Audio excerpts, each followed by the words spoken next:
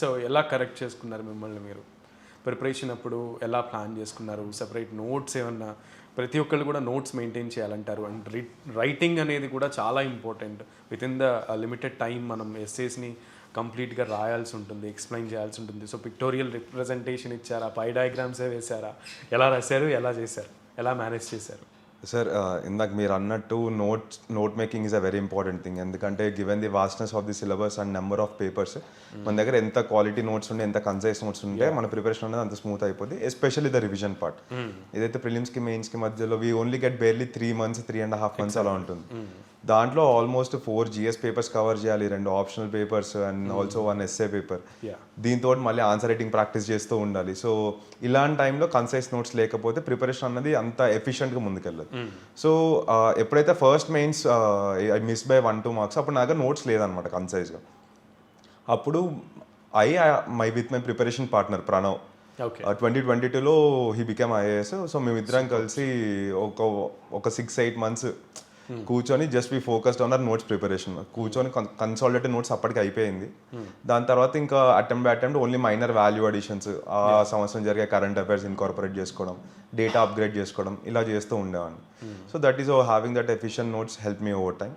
And mistakes identification వచ్చేసరికి sir, my primary focus was on maths. నాది maths optional అనమాట.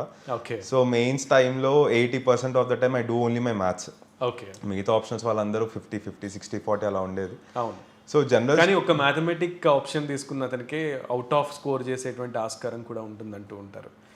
Sir అది ఇంతకుముందు ఉండేది, బట్ ఓవర్ టైమ్ యూపీఎస్సీ అన్ని ఆప్షన్స్ లెవెలైజ్ చేయాలి అన్న కాన్సెప్ట్ తోటి they brought in that concept of normalisation. So levelise చేస్తూ వస్తారు. సో ఇంతకుముందు ఫుల్ స్కోర్స్ కానీ లేకపోతే ఎక్స్ట్రాడినరీ స్కోర్స్ కానీ చూడరు మ్యాథ్స్లో. ఇప్పుడు కూడా అది కూడా టఫ్ అయింది, టఫ్ అయిపోయింది. అంటే మనం పెట్టిన పర్ఫార్మెన్స్కి will not be rewarded proportionately, కొంచెం తక్కువ వస్తుంది స్కోర్. ఫర్ ఎగ్జాంపుల్ ఎవ్రీ అటెంప్ట్లో my maths attempt was close to, correct marks were close to around 400-410. కానీ ఫైనల్గా అవార్డ్ అయ్యే scores it will be only close to 300 after normalisation.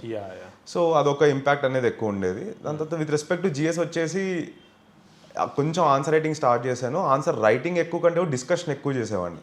I had my mentor లైబ్రరీలో partners తోటి.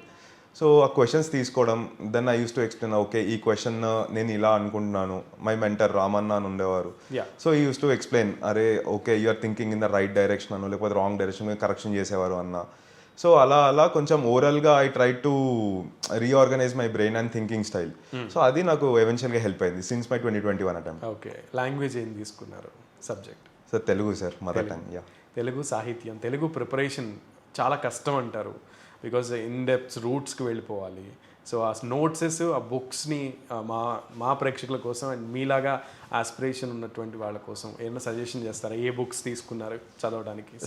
Language paper అన్నది only qualifying paper. That score will not count in the exam. Okay. So నా తెలిసి 25% 33% score చేయాలనుకుంటాను. అవును, minimum pass అయితే చాలు, qualify అయితే చాలు. దానికి కొంచెం అంటే మన స్కూల్ అకాడమిక్స్లో కానీ దాంట్లో కొంచెం పట్టు ఉంటే మళ్ళీ ఎక్స్క్లూజివ్ ప్రిపరేషన్ ఏం అవసరం లేదు సార్. ఓకే.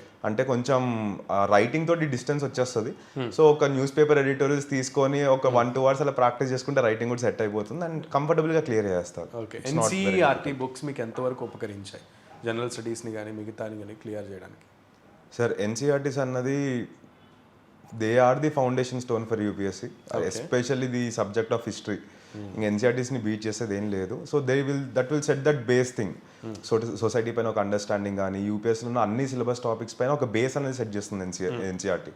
సో దానివల్ల ఏమైపోద్ది అంటే ఇప్పుడు నాలాగా ఇంజనీరింగ్ బ్యాక్గ్రౌండ్ నుంచి వచ్చేవాళ్ళు, లేకపోతే కామర్స్ బ్యాక్గ్రౌండ్ నుంచి వచ్చేవాళ్ళు, ఆర్ట్స్ వాళ్ళకి అంత కొంత టచ్ ఉంటుంది కానీ మా బ్యాక్గ్రౌండ్ వాళ్ళకి టచ్ ఉండదు. సో ఎన్సీఆర్టీస్ అని ఒక స్టెప్పింగ్ స్టోన్ లాగా యాక్ట్ చేసి స్టాండర్డ్ బుక్స్ని బెటర్గా అండర్స్టాండ్ చేసుకోవడంలో they play a very key role. Okay.